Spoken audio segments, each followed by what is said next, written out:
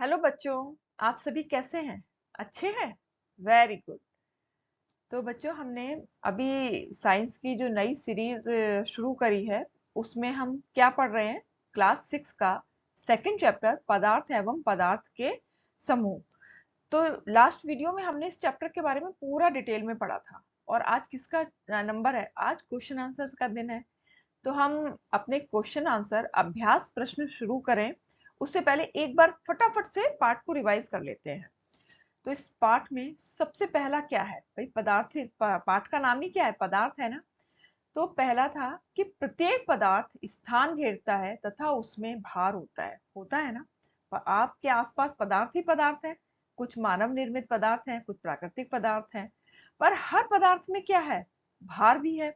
और वो भार भी और वो स्थान भी घेरता है। इसके अलावा एक और भी हमने पढ़ा था ना कि उसको हम ज्ञानेंद्रियों द्वारा भी अनुभव कर सकते हैं। अब है कि पदार्थ का वर्गीकरण उसके आकार, बनावट, रंग, उपयोग के आधार पर किया जाता है। पदार्थ अगर हम मोटा मोटा देखें तो पदार्थ का वर्गीकरण कौन सा है? दो तरीके से, एक भौतिक वर्गीकरण और एक रासायनिक वर्गीकरण।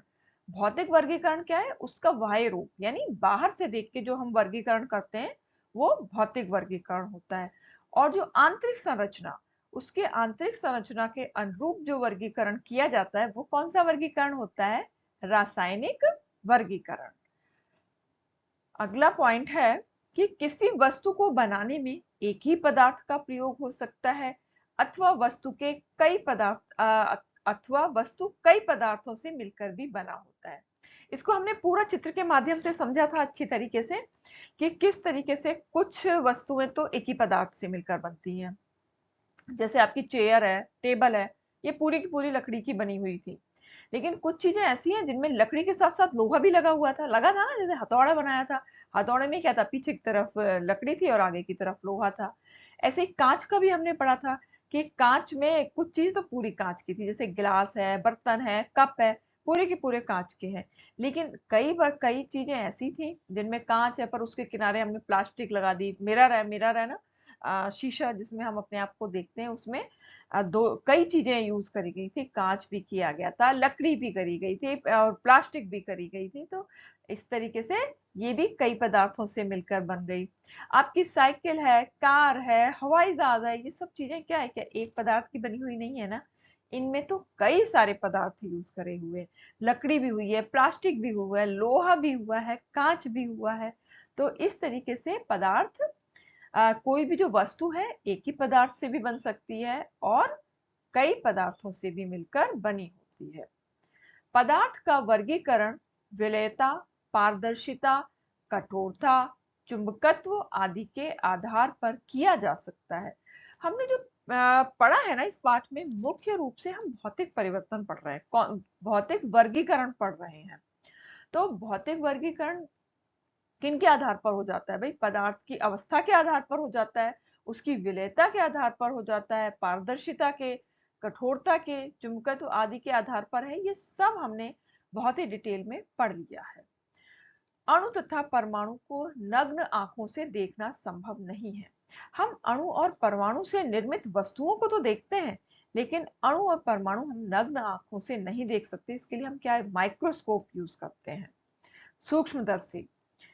परमाणु किसी पदार्थ के निर्माण की मौलिक इकाई है। ये बात बहुत अच्छे से ध्यान रखें कि परमाणु क्या है? सबसे छोटी इकाई है। किस चीज की? पदार्थ के निर्माण की। तो अब हम आते हैं अभ्यास प्रश्न पर, जो कि आज हमें करने हैं। मुख्य तरह से आज हमें करना क्या था? अभ्यास प्रश्न ही शुरू करने थे ना। तो अब हम वो शुरू करते हैं। पहला प्रश्न है, जो पहले है ना, पहला प्रश्न क्या है? मल्टीपल मल्टीपल चॉइस का प्रश्न है, जिसमें कि आपको 4 ऑप्शंस दिए होंगे और उसमें कोई एक सही होगा। तो पहला प्रश्न है कि वर्गीकरण आवश्यक होता है। सबसे पहला प्रश्न वर्गीकरण का ही आ गया है, क्योंकि ये पाठ ही क्या है? वर्गीकरण का ही है ना, मुख्य तरह से कि पदार्थ के वर्गीकरण कैसे कैसे किए गए हैं। तो पहला इसमें दिया गया है कि वस्तुओं को व्यवस्थित रखने हेतु, वस्तुओं एवं पदार्थों के गुणों को आसानी से समझने हेतु, विद्यालय के पुस्तकालय हेतु और सभी हेतु। तो चलो हम पहले पे आते हैं। वस्तुओं को व्यवस्थित रखने के लिए वर्गीकरण जरूरी है ना? बिल्कुल जरूरी है। आपको अपने कमरे में भी अगर आपका बैग कहीं रखा है, कॉपी कहीं रखी है, किताबें कहीं रखी हैं, तो आपको सब कुछ ढूंढना मुश्किल हो जाएगा। लेकिन अगर आपने वही कमरे में सब चीज व्यवस्था से रखी हुई है तो आपको वो मिल जाएगा। आपके खुद के बैग में भी अगर आप ढंग से बैग लगा के नहीं जाएंगे तो आप, मैम बोलेंगी मैथ्स की बुक निकालो, आप ढूंढ रहे हो कॉपियों में, तो वो मुश्किल हो जाएगा। जबकि अगर आप सही से कहीं जगह कॉपी रखें, किताब रखें, एक जगह अपना पेंसिल बॉक्स रखें, तो फटाफट से आप अपना सामान निकाल देंगे। आपकी मम्मी के किचन में भी बहुत ज्यादा व्यवस्थित सामान होता है ना, तभी तो जहां जाते हो अपना गिलास निकालना है तो गिलास वाली जगह पर गए, कटोरी निकालनी है तो कटोरी। यानी वर्गीकरण के लिए आवश्यक क्या है कि वस्तुओं को व्यवस्थित रखा जाए। वस्तुओं एवं पदार्थों के गुणों को आसानी से समझने हेतु बिल्कुल सही है, अगर वर्गीकरण हो जाएगा, अलग अलग वस्तुएं अपने वर्गीकरण के अपने गुणों के आधार पर रखी जाएंगी, तो आप आसानी से ढूंढ लेंगे और पहचान लेंगे। विद्यालय के पुस्तकालय हेतु, भाई पुस्तकालय में भी तो वर्गीकरण जरूरी है, ये नहीं है कि बस पदार्थ पदार्थ में यही, किताबें भी तो पदार्थ ही है ना। पुस्तकालय में आपके स्कूल में भी लाइब्रेरी अब तो सभी स्कूलों में है, तो आपने अपनी मैम को देखा होगा कि मैम कैसे लगाती हैं लाइब्रेरी में। एक तरफ तो पतली पतली सी किताबें जिनमें चित्र बहुत बने होते हैं वो लगा देती हैं, एक तरफ साइंस की किताबें लगा दी जाती हैं, एक तरफ महापुरुषों की लगा दी जाती हैं। तो इस तरीके से हम क्या करते हैं, किताबों की एक कैटेगरी बनाते हैं, जिससे कि जब भी हमें किताब किसी बच्चे को इशू करनी होती है तो हम फटाफट जाते हैं और उसमें से जो भी कैटेगरी चाहिए होती है उसमें से वो पुस्तक निकालते हैं और दे देते हैं। ये नहीं कि पूरी पूरी लाइब्रेरी ढूंढने में लगे हुए हैं, तब तो बहुत टाइम भी खराब होगा उससे। तो इसका जो सही उत्तर है वो क्या है, सभी हेतु, क्योंकि ये चारों ही ऑप्शन जो है वो सही है। अब हम अगले प्रश्न पर आते हैं कि किसी द्रव को गर्म करने पर बदल जाता है। आपने पढ़ा था ना अवस्थाएं कौन कौन सी हैं, ठोस द्रव गैस। तो यहाँ पर बात क्या हो रही है, द्रव। अगर हम द्रव को गर्म करते हैं तो पहला ऑप्शन दिया हुआ है ठोस में बदल जाता है क्या, गैस में बदल जाता है, जल वाष्प में बदल जाता है, या वो अपरिवर्तित रहता है, यानी वो बदलता ही नहीं है, जैसा है वो वैसा ही रहता है। तो हम थोड़ा सा द्रव के बारे में जाने ना, इसको हमने पढ़ा था ना अच्छी तरीके से, आपको ध्यान होगा कि पहला उदाहरण हमने मोम का लिया था ना। मोम में क्या था, वो ठोस मोम था ना, पहले ठोस मोम है ना मोमबत्ती के। अब हमने मोमबत्ती जलाई, अब द्रव का क्या हो गया, मोम का पिघलना शुरू हो गया, पिघल गया, यानी वो किस में बदल गया, द्रव मोम में। अभी वो और भी ज्यादा उसको किया जाए तो वो किस में बदल जाएगा, गैस में बदल जाएगा। इसी तरीके से बर्फ का भी है, बर्फ क्या है, सॉलिड फॉर्म है, वो पिघल गई तो किस में बदल गई, वाटर में। वाटर क्या है, लिक्विड फॉर्म है। और भी ज्यादा हमने इसको बदला तो क्या हो गया, जल वाष्प। जल वाष्प किसकी फॉर्म है, गैसीय है। इसके अलावा पसीना, पसीना भी देखा ना, पसीना आता है ना, और पसीना क्या होता है, ज्यादा गर्मी होती है तो फटाफट से किसमें बदल जाता है, गैस में बदल जाता है। तो अब आप इसका आंसर दे सकते हो ना कि क्या है इसका आंसर, कि द्रव को गर्म करेंगे तो वो किस में बदलेगा, गैस में। आप बस इसमें एक चीज में कंफ्यूज हो सकते हो, वो क्या है कि आप बोलो कि मैम जलवाष्प, भाई जलवाष्प भी तो गैस ही है, ये ऑप्शन क्यों सही नहीं था। ये इसलिए नहीं है क्योंकि केवल जल वाष्प, जल वाष्प आखिर रूप किसका है, गैस का ही तो रूप है ना। जल वाष्प अपने आप में तो कोई अवस्था नहीं है, वो क्या है, किसकी अवस्था है, गैसीय रूप की ही अवस्था है।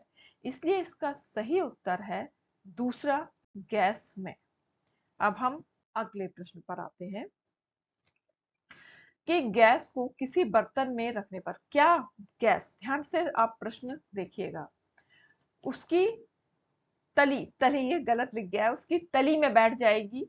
मैंने प्रश्न पढ़ा, एक बार फिर से पढ़ती हूँ कि गैस को किसी बर्तन में रखने पर वह उसकी तली में बैठ जाएगी, उसमें पूरी तरह से फैल जाएगी, या उसके केवल ऊपरी हिस्से में फैलेगी, या उसको खाली कर देगी।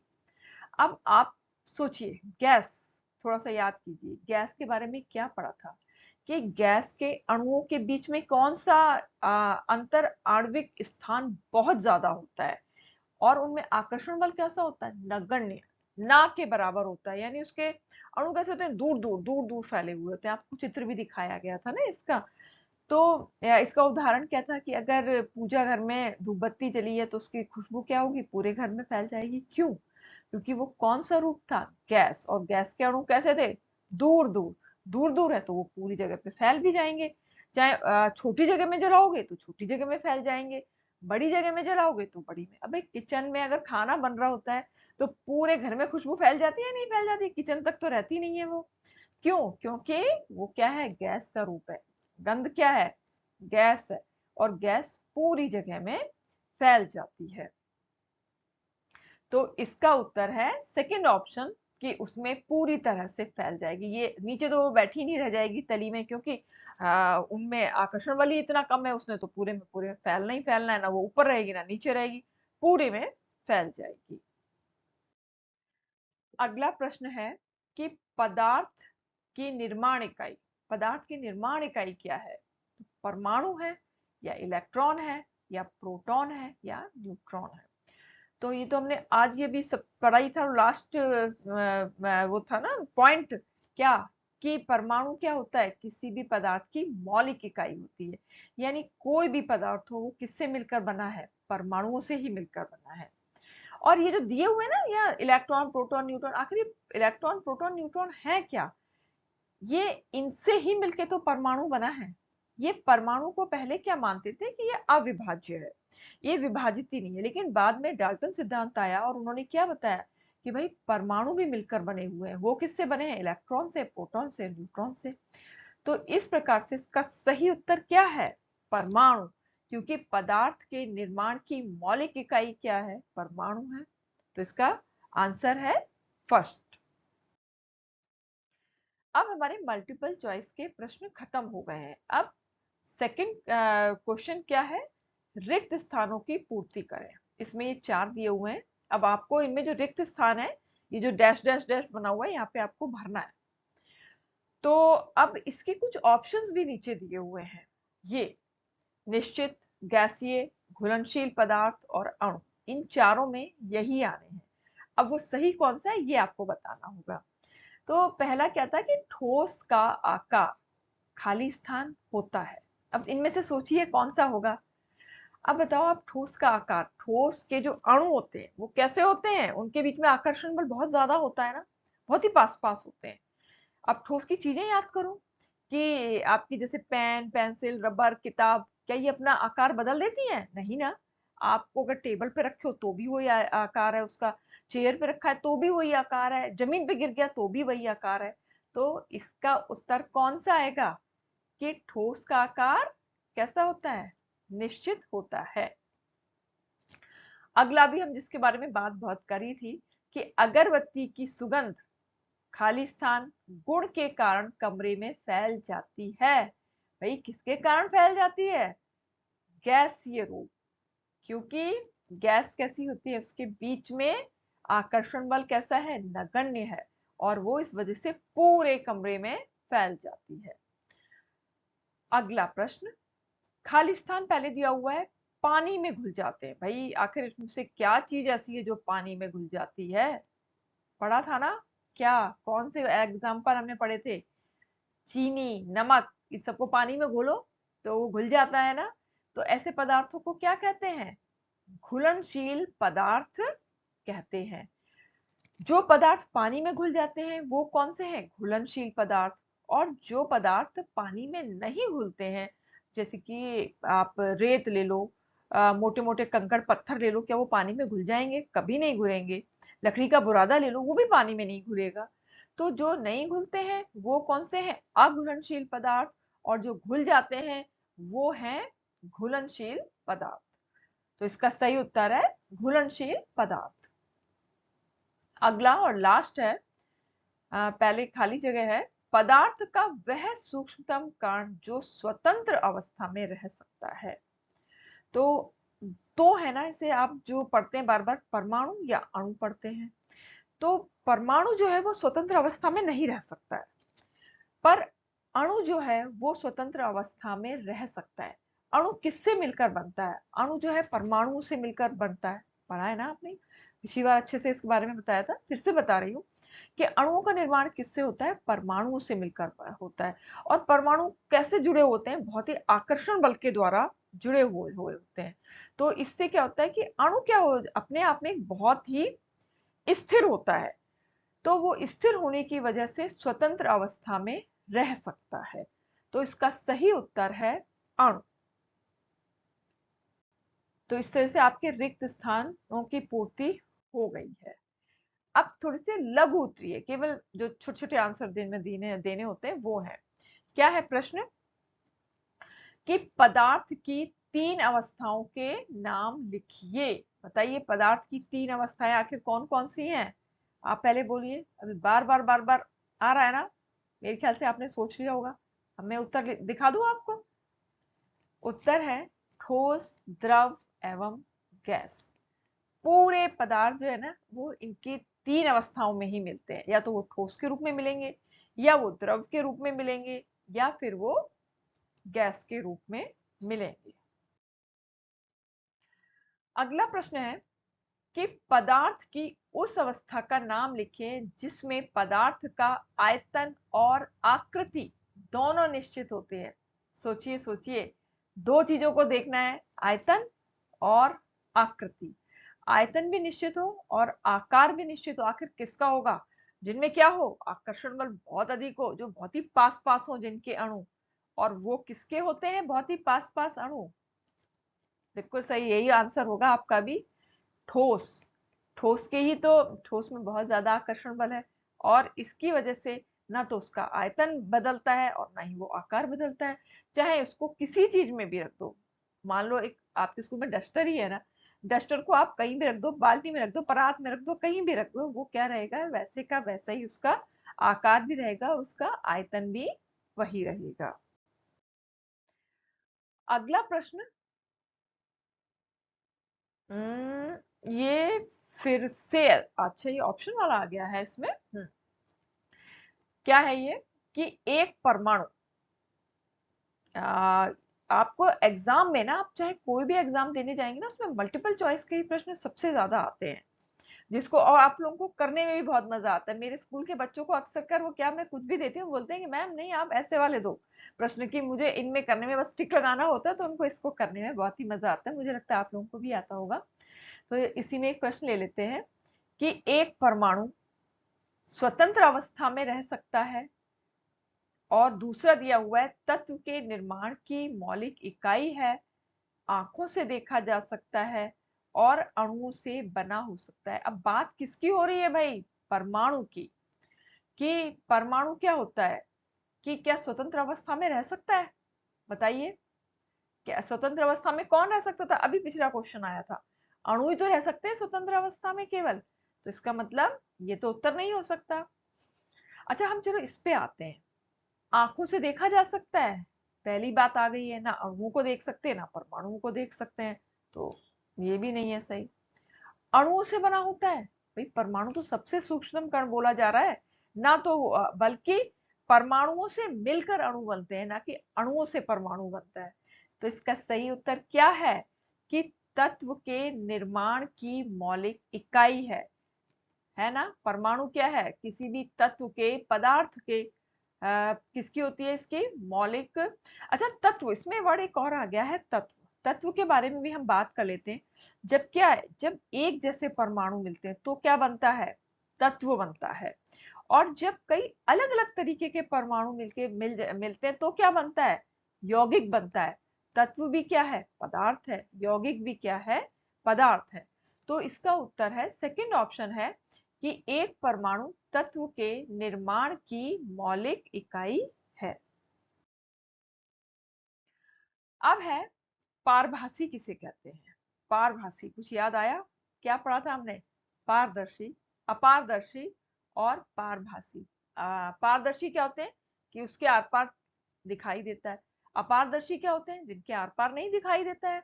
और पारभासी क्या है, जिसमें कि धुंधला धुंधला दिखाई देता है। यही देख पढ़ा था ना आपने, कि जिसके आर पार धुंधला दिखता है। क्यों, ऐसा क्यों होता है, एक बार फिर से रिवाइज कर दें। कि जो पारदर्शी पदार्थ है उसमें क्या होता है, उसके आर पार प्रकाश की किरणें चली जाती है, जैसे कि जल और कांच। अब अपारदर्शी क्या है, जिसके बाहर की तरफ प्रकाश पहुंचे ही नहीं, जैसे लकड़ी है, लकड़ी को वो प्रकाश जो है पार नहीं कर पाता, इसीलिए वो क्या होता है, अपारदर्शी होता है। लकड़ी है, लोहा है। लेकिन अब पारभासी के उदाहरण क्या थे? पारभासी के उदाहरण ध्यान आया कुछ कुछ कि कागज को तेल, कागज भी क्या है अपने आप में अपारदर्शी है, लेकिन जब हम उस पे तेल लगा दें, सर पे रगड़ के, बच्चे बहुत करते, करके देखना, सर से रगड़िएगा और तेल जो है उस पे लग जाएगा और फिर उसको देखना तो उसमें थोड़ा थोड़ा धुंधला धुंधला दिखाई देने लगता है। ऐसे ही पेंट किया हुआ कांच भी, उसमें भी क्या दिखता है, धुंधला दिखाई देता है। तो पारभासी किसे कहते हैं, कि जिसके आर पार धुंधला दिखता है।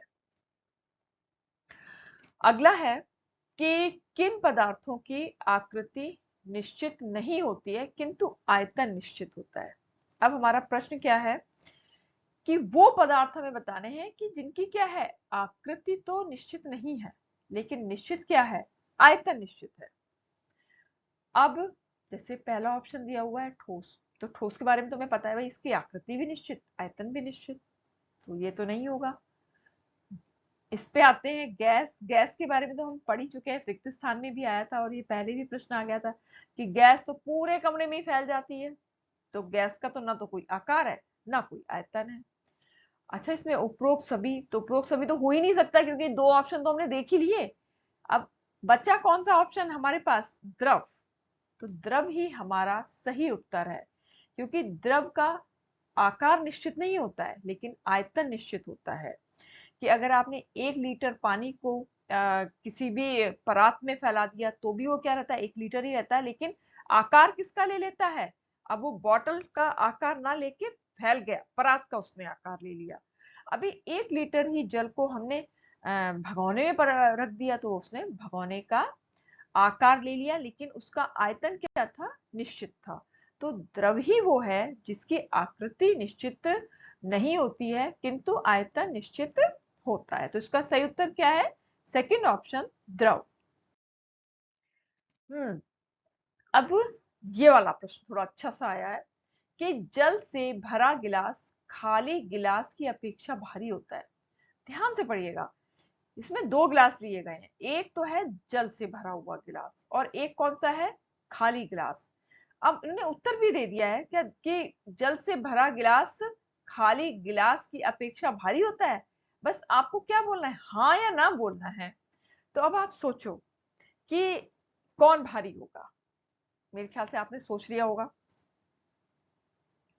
और आपका उत्तर यही होगा, हाँ। अब मैं आपसे ये पूछ रही हूँ, आखिर ऐसा होता क्यों है कि जल से भरा हुआ गिलास आखिर भारी क्यों होता है। सोचा सोचा इस बारे में आपने, सोचा ही होगा, नहीं सोचा है तो मैं थोड़ा और बता देती हूँ कि एक में क्या भरा हुआ है, गिलास दोनों है, ठीक है, और दोनों का क्या आयतन समान है। एक में क्या भर दिया गया है, पानी भरा गया है, पानी यानी द्रव, जल क्या है, द्रव है। और द्रव के अणु कैसे होते हैं, पास पास होते हैं ना, गैस की अपेक्षा तो पास पास ही होते हैं। तो वो पास पास होने की वजह से उनमें क्या हो जाता है, एक भार हो जाता है। तो इसमें क्या हो गया, जल का भी भार मिला और गिलास का भी भार मिला। और जो खाली है उसके अंदर क्या भरी होती है, वायु, और वायु के अणु बहुत ही दूर दूर होते हैं, तो उसका भार तो नगण्य होता है, ना के बराबर होता है। तो जल का भार होता है, वायु का भार नहीं होता है। इसीलिए जल से भरा गिलास का जो भार है वो खाली गिलास की अपेक्षा ज्यादा होता है। अब है कि निम्नलिखित प्रश्नों के उत्तर अपनी उत्तर पुस्तिका में लिखें। क्या है, यदि एक कटोरा पानी को एक गिलास पानी में डाल दें तो क्या पानी का आयतन बदल जाएगा। ये भी बहुत अच्छा प्रश्न है, ध्यान से इसको पढ़ना। कि यदि एक कटोरा, मतलब एक कटोरे में पानी ले लिया है, अब उसको हमने एक गिलास में डाल दें तो क्या पानी का आयतन बदल जाएगा। बताओ कि एक कटोरा पानी को एक गिलास में डाल दें तो क्या पानी का आयतन बदल जाएगा। आकार की बात नहीं हो रही है, बात किसकी हो रही है, आयतन की। तो आयतन बदलेगा या नहीं बदलेगा, आप फिर से बताना। एक कटोरा पानी को अगर हम गिलास में डाल दें तो आयतन बदलेगा, भाई नहीं बदलेगा ना। इसका सही उत्तर है ना, क्योंकि वही पानी है, इन्होंने वही पानी कटोरे में रखा है और वही पानी उन्होंने गिलास में कर दिया है। ये तो नहीं बोला है कि उन्होंने कहीं से थोड़ा और ले लिया है या उसको घटा दिया है या उसको बढ़ा दिया है, ऐसा तो बोला नहीं ना। बस उसको एक जगह से बदल के दूसरे में डाल दिया है, तो उसका आकार बदला है लेकिन उसका आयतन क्या है, निश्चित है। तो इसका उत्तर क्या है? ना। अगला प्रश्न है कि जो पदार्थ पानी में नहीं घुलते हैं उन्हें क्या कहते हैं? प्रश्न क्या है? जो पदार्थ पानी में नहीं घुलते। आपको प्रश्न को ना बहुत ध्यान से पढ़ना चाहिए। नहीं है। और क्या होता है, जल्दबाजी में पढ़ोगे ना तो कुछ का कुछ लगा के आ जाते हैं बच्चे। इसमें पूछ रहे हैं नहीं घुलने वाले पदार्थ अविलय हैं, कठोर हैं, घुलनशील है या मुलायम है। तो फिर से इसमें पदार्थ नहीं घुलते हैं। जो पदार्थ पानी में नहीं घुलते, हमने पहले ही पढ़ा है ना कि जो पदार्थ पानी में घुल जाते हैं वो क्या है? घुलनशील पदार्थ। और जो पानी में नहीं घुलते हैं वो पदार्थ क्या कहलाते हैं? अघुलनशील पदार्थ। और एक जो घुल जाते हैं उन्हें क्या बोलते हैं? विलय। और जो नहीं घुलते हैं उनको क्या बोलते हैं? अविलय। है ना? मतलब घुलनशील, विलय, अघुलनशील, अविलय। अब इसमें जो ये और दिए हुए हैं ना, ये कठोर, कठोर का कोई मतलब नहीं है। कठोर एक अलग गुण है। घुलनशील है पर ये घुलनशील क्योंकि घुल जाता है। और कठोर और मुलायम एक अलग इनके भौतिक, इसको वर्गीकरण के आधार पे हमने इनको अलग रखा गया है। और ये अविलय, घुलनशील और अघुलनशील पदार्थ अलग, इनका वर्गीकरण में ये अलग अलग रखे गए हैं। ठीक है, तो इसका सही उत्तर पहला है अविलय। अब आया है प्रश्न कि तेल लगे कागज की पारदर्शिता किस प्रकार की होती है? तो अभी हम एक्सपेरिमेंट, आप लोग खुद वैसे करके भी देखना, मेरे कहने से नहीं है कि मैंने लिख दिया या किताबों में लिख गया तो आप मान जाओ। मत मानो, विज्ञान पढ़ रहे हो ना आखिर। तो विज्ञान ऐसे नहीं माना जाता, प्रयोग पे ही आधारित है। पहले प्रयोग करो और तब उस बात को सच मानो कि वो है या नहीं है। तो पहला है पारदर्शी, दूसरा है अपारदर्शी, तीसरा है पारभासी और चौथा है कोई नहीं। तो आप अब तक तो इसका आंसर बिल्कुल अच्छे से आपको पता चल गया है ना कि तेल लगे हुए कागज की पारदर्शिता कैसी हो जाती है? थोड़ी थोड़ी सी धुंधली सी हो जाती है। और धुंधली किसकी होती है? पारभासी की। तो इसका सही उत्तर है पारभासी। अब है प्रश्न कि चुंबक निम्न में से किन किन पदार्थों को अपनी ओर आकर्षित करता है? ठीक है, चुंबक। अब बात आ गई है चुंबक पर। ये थोड़ा नया प्रश्न आया। प्लास्टिक को या लोहे की कील को, रबड़ को या लकड़ी को? तो आपने चुंबकत्व के नियम में पढ़ा था ना कि मैग्नेट किसको अपनी तरफ खींचती है? लोहे को। पर लोहे के अलावा और भी है ना, निकेल और कोबाल्ट भी है इसके उदाहरण, कि अगर हम उनको भी मैग्नेट के पास में लाएंगे तो वो भी फटाफट से चिपक जाएंगे। ये तो बच्चों का बहुत मजेदार गेम है, आप लोग भी जरूर करते होंगे मैग्नेट से ये वाले गेम। तो इसका सही उत्तर कौन सा है? लोहे की कील। कि लोहे की कील को अगर हम चुंबक के पास लाएंगे, मैग्नेट के पास लाएंगे तो वो चिपक जाएगा।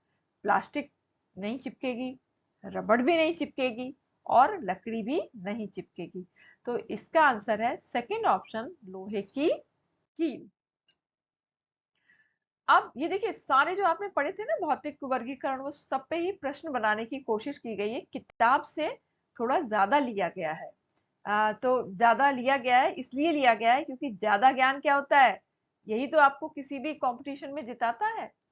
तो पत्थर का जल के सापेक्ष भार, ये सापेक्ष भार वाला प्रश्न है। और किसके? जल के सापेक्ष भार लिया गया है, पत्थर का। ये फिर से एक बार प्रश्न दोबारा से पढ़ती हूँ कि पत्थर का जल के सापेक्ष भार अधिक होता है, कम होता है, बराबर होता है या कोई नहीं होता है? अब सोचिए, फिर से अपना वैज्ञानिक दिमाग लगाइए कि भाई पत्थर को जल में डालकर देखिए क्या होगा, डूब जाएगा या वो तैरता रहेगा? भाई आपको तो अच्छी तरीके से पता ही है कि वो डूब जाएगा पत्थर। तो वो डूबेगा तो क्यों? क्योंकि उसका भार क्या हो गया? जल के सापेक्ष ज्यादा हो गया। पढ़ा था ना आपने जल के सापेक्ष, कि जैसे सरसों की बूंद डाली तो क्या हो गई? वो पानी में तैरती रही। क्यों? क्योंकि वो हल्की थी। और पत्थर डूब जाएगा क्योंकि उसका भार जो है जल के सापेक्ष ज्यादा होता है। तो इसका आंसर है फर्स्ट ऑप्शन, अधिक होता है। अगला प्रश्न है कि अपारदर्शी वस्तुओं के आर पार क्यों नहीं दिखता? तो अपारदर्शी वस्तुओं के आर पार में क्यों नहीं दिखता है? अपारदर्शी, प्रश्न ध्यान से पढ़िएगा। क्योंकि अणु कैसे होते हैं? आसपास अर्थात घने होते हैं। प्रकाश की किरणें इसे पार नहीं कर पाती हैं। यह ठोस होता है, यह मिश्रण होता है। अब बात करते हैं कि आखिर अपारदर्शी वस्तुएं हैं क्या। अपारदर्शी वस्तुएं क्या है? जिनके आर पार प्रकाश नहीं जा पाता है। भाई अपारदर्शी, जिसके पार नहीं दिखाई देता हो। तो इसके लिए ये भी ऑप्शन, कुछ अणु पास पास घने, ये कुछ सही सा नहीं है। ये भी ठोस है, ये भी कुछ सही सा नहीं है। ये मिश्रण होता है, नहीं है सही, क्योंकि दिखना तो प्रकाश की किरणों से। प्रकाश की किरणें आर पार हो जाएंगी, दिखने लग जाएगा। प्रकाश की किरणें आर पार नहीं होंगी तो नहीं दिखाई देगा। तो इसका सही उत्तर है कि प्रकाश की किरणें इसे पार नहीं कर पाती हैं। तो आपको अब से अभ्यास प्रश्न जितने भी आपके दिए हुए थे वो सारे ही मैंने कर दिए, और बल्कि उससे ज्यादा प्रश्न मैंने इसमें और ऐड करे हैं, जिससे कि आप अच्छी तरीके से और भी नए प्रश्नों के उत्तर दे सकें। अगर आपके पास कुछ प्रश्न हो तो आप मुझे कमेंट बॉक्स में जरूर बताइए। कि अगर आप मतलब आपको ऐसा है कि कुछ कहीं और आपने किसी किताब में पढ़ा है या एनएमएमएस में या कहीं भी, और आपको उनका आंसर नहीं आ रहा है, तो आप मुझसे कमेंट बॉक्स में वो पूरा क्वेश्चन भेजिएगा और मैं उसका आंसर जरूर दूंगी। तो पढ़ना क्या है, आपको थोड़ा ज्यादा पढ़ना है। एक ही स्लोगन है हमारा, वो क्या है साइंस को लेके, कि लिटिल बिट एक्स्ट्रा। कि आपका जो थोड़ा सा ज्ञान ज्यादा है, थोड़ा थोड़ा तो सभी पढ़ते हैं, लेकिन जो थोड़ा सा ज्ञान ज्यादा होता है वही आपको क्या कराता है, कंपटीशन में जीत दिलाता है ना। कंपटीशन आप पास तभी करते हैं जबकि आप थोड़ा ज्यादा पढ़ते हैं। तो अगर आपको ये वीडियो अच्छा लगा हो तो क्या करेंगे, चैनल को सब्सक्राइब करेंगे और लाइक भी करेंगे, और अपने कमेंट्स आप जरूर दीजिएगा, कि जिससे कि मैं समझ सकूं कि आप क्या कर पा रहे हैं। तो अगले वीडियो तक के लिए थैंक यू।